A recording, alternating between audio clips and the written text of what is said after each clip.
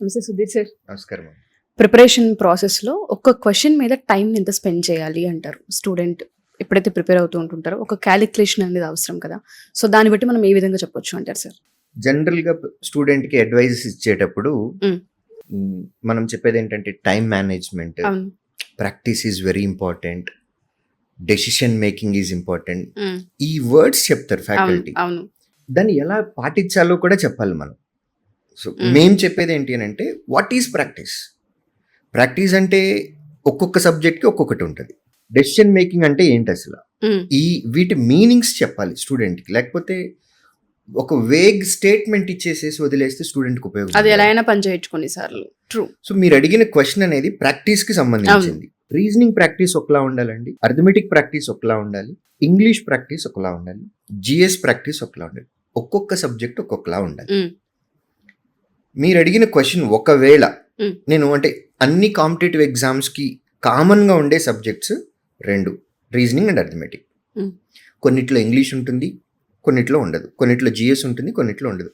So వీటి గురించి మాట్లాడాలి అంటే it's going to be very big episode. ఒక 1.5 hour టైం పడుతుందండి, అంటే ప్రతి సబ్జెక్ట్ని టచ్ చేయాలి అని అంటే. So I'll pick only quant and reasoning.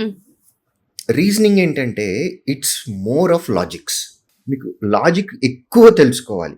ఎక్కువ తెలుసుకుంటే రీజనింగ్లో ఒక క్వశ్చన్కి ఆన్సర్ పెట్టాలి అని అంటే ఒక లాజిక్ తోటి స్టార్ట్ చేస్తామండి. మనం అప్లై చేసిన లాజిక్తో ఆన్సర్ ఉంది కింద ఆప్షన్స్లో ఉంది అని అనుకుంటే అది కరెక్ట్. ఎగ్జామినర్ వాడిన లాజిక్ ఒకటి, మీరు వాడిన లాజిక్ ఇంకొకటి అయితే కనుక ఇద్దరికి డిఫరెంట్ ఆన్సర్ వస్తుంది. మీ ఆన్సర్ ఆప్షన్లో ఉండదు. ఓకే. అప్పుడు నెక్స్ట్ మీరు లాజిక్ చేంజ్ చేయాలి. అంటే మీకు అర్థం కాదు కదా నా భాష, ప్రిపేర్ అయ్యే ఆస్పిరెంట్స్కి బాగా కనెక్ట్ అవుతుంది. రీజనింగ్లో మోర్ లాజిక్స్ తెలుసుకోవటం అనేది చాలా ఇంపార్టెంట్. మోర్ లాజిక్స్ రావాలి అని అంటే you have to solve more questions. So అక్కడ క్వాంటిటీ మ్యాటర్స్. ఒక బుక్ అయిపోయింది, పిక్ అనదర్ బుక్. అది కూడా అయిపోయింది, pick third book. So quantity ఎక్కువ మీరు ప్రాక్టీస్ చేయాలి. చేస్తే మీకు ఎక్కువ లాజిక్స్ వస్తాయి, ఎక్కువ మోడల్స్ కవర్ చేస్తారు. దెన్ మీరు ఎగ్జామ్కి రెడీ అయిపోవచ్చు. సో అక్కడ క్వాంటిటీ మ్యాటర్స్. అర్థమెటిక్లోకి వచ్చేటప్పటికి నేను ఒక బుక్ అయిపోయింది, తర్వాత రెండో బుక్ చేస్తా, తర్వాత మూడో బుక్ చేస్తానంటే it not work out. Arithmetic practice అంటే not solving too many questions. అది కాదు ప్రాక్టీస్ అంటే. Solving one question in multiple ways is exact practice for quantitative. ఒక క్వశ్చన్ మీద ఎక్కువ వర్క్ చేయాలి. ఒక క్వశ్చన్ ని ఎన్ నంబర్ ఆఫ్ వేస్ లో చేయొచ్చు. యాజ్ ఎ టీచర్ గా నేను చెప్తున్నానండి, క్వాంట్లో ఉన్న ప్రతి క్వశ్చన్ ని కనీసం 4 నుంచి 5 రకాలుగా చేయొచ్చు. ఒకే క్వశ్చన్ ని 4 నుంచి 5 రకాలుగా చేయొచ్చు. ట్రెడిషనల్ మెథడ్ వాడాం, 10 లైన్ల తర్వాత ఆన్సర్ వస్తుంది. 10 మార్కుల క్వశ్చన్ అయితే ఆ మెథడ్ వాడచ్చు. మనకు వచ్చేది 1 మార్క్. అది కూడా మనం ఆప్షన్ చాయిస్ ని సెలెక్ట్ చేసుకోవటమే. సో బ్యాక్గ్రౌండ్ లో మనం ఏ మెథడ్ వాడి ఆన్సర్ తీసుకొచ్చాము అనేది డజంట్ మ్యాటర్. ఎంత తక్కువ టైంలో తెచ్చామనేదే మ్యాటర్. తక్కువ టైంలో రావాలి అని అంటే 10 లైన్లు రాస్తే వచ్చే మెథడ్ వాడితే మనకి పనికిరాదు. Same question can be answered in 3 lines. 3 లైన్ల తర్వాత ఆన్సర్ వస్తుంది. సింగిల్ లైన్ వేసి ఆన్సర్ పెట్టచ్చు. అసలు ఏమీ రాయకుండా కూడా ఆన్సర్ పెట్టచ్చు. ప్రతి క్వశ్చన్ పాసిబుల్ అంటే ప్రతి question may not be possible, but majority are possible. So ఏ క్వశ్చన్ని ఎన్ని రకాలుగా చేయొచ్చు అనేది క్వాంట్లో స్టూడెంట్కి తెలియాలి. క్లాస్ రూమ్లో టీచ్ చేసేటప్పుడు ప్రతి క్వశ్చన్ని 4-5 రకాలుగా చెప్పామనుకోండి, 1 గంట క్లాస్ తర్వాత మేము ఎన్ని క్వశ్చన్స్ చెప్పుంటాము అని అంటే 3 లేదా 4 క్వశ్చన్కి ఆన్సర్ వస్తాయి, which is practically not possible. అందుకని పేపర్ ఎక్స్ప్లెనేషన్స్లో ఈ మెథడ్స్ని ఇంట్రడ్యూస్ చేస్తాం బాగా. ఓకే. ఫస్ట్ ఒక బుక్ పట్టుకున్నారు, ఏ బుక్ అయినా పర్వాలేదండి. అర్థమెటిక్లో ఒక బుక్ పట్టుకొని ఫస్ట్ ఒక చాప్టర్ కంప్లీట్ చేసాం. అయిపోయిన తర్వాత కొంచెం గ్యాప్ ఇవ్వాలి. గ్యాప్ ఇచ్చిన తర్వాత same chapter from the same book మళ్ళీ తీసుకొని మళ్ళీ స్టార్ట్ చేయాలి. బట్ ఈసారి రెండోసారి చేసేటప్పుడు ఇంతకు ముందు వాడిన మెథడ్ కంటే కొత్త మెథడ్ వాడి ఆన్సర్ చేయడానికి ట్రై చేయాలి. అలా ప్రతి చాప్టర్ని కనీసం 4 నుంచి 5 సార్లు కనుక చేస్తే క్వాంట్లో మార్క్స్ వస్తాయి. స్టూడెంట్స్ చాలా మందికి అనిపిస్తూ ఉంటుంది నాకు క్వాంట్లో మార్క్స్ రావట్లేదు అని. Marks in quantitative aptitude and reasoning, these are directly proportional to your practice. The more practice you have, the more marks you get. Reasoning practice అంటే ఏంటి? Solving too many questions. Number series అనే chapter తీసుకుంటే కనుక 100 క్వశ్చన్లు solve చేసిన వాళ్ళకి ఒకలాగా ఆన్సర్లు వస్తాయి. ఓకే. 400 క్వశ్చన్లు ఆన్సర్ చేసిన వాళ్ళకి ఇంకొక మార్క్స్ వస్తాయి. 1000 క్వశ్చన్లు ఆన్సర్ చేసిన వాళ్ళకి ఇంకొక మార్క్స్ వస్తాయి ఓకే. ప్రాక్టీస్లో. సో మీరు ఎంత ఎక్కువ ప్రాక్టీస్ చేస్తే మీకు అన్ని మార్కులు వస్తాయి. ఇది రీజనింగ్కి క్వాంటిటీ మ్యాటర్స్.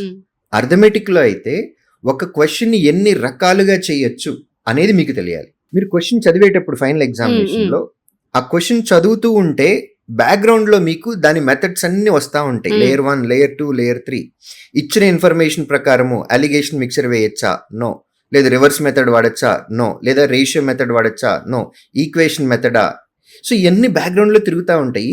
ఇచ్చిన ఇన్ఫర్మేషన్కి ఏ మెథడ్ సూట్ అవుతుంది అనేది కూడా మీకు ఎప్పుడు తెలుస్తుంది అని అంటే when you have practice. Practice అంటే ఏంటి? ఒక క్వశ్చన్ని ఎన్ని నంబర్ ఆఫ్ వేస్లో చేయటం అనేది అర్థమెటిక్లో ప్రాక్టీస్. అది చేసినట్లయితే క్వాంటీస్ కేక్ వాక్. మీరు 10 పుస్తకాలు చేయండి, 10 డిఫరెంట్ బుక్స్ తీసుకోండి, అర్థమెటిక్ చేయండి, 10 పుస్తకాల తర్వాత కాన్ఫిడెన్స్ ఉంటుందా అంటే ఐఎమ్ నాట్ గ్యారంటీ.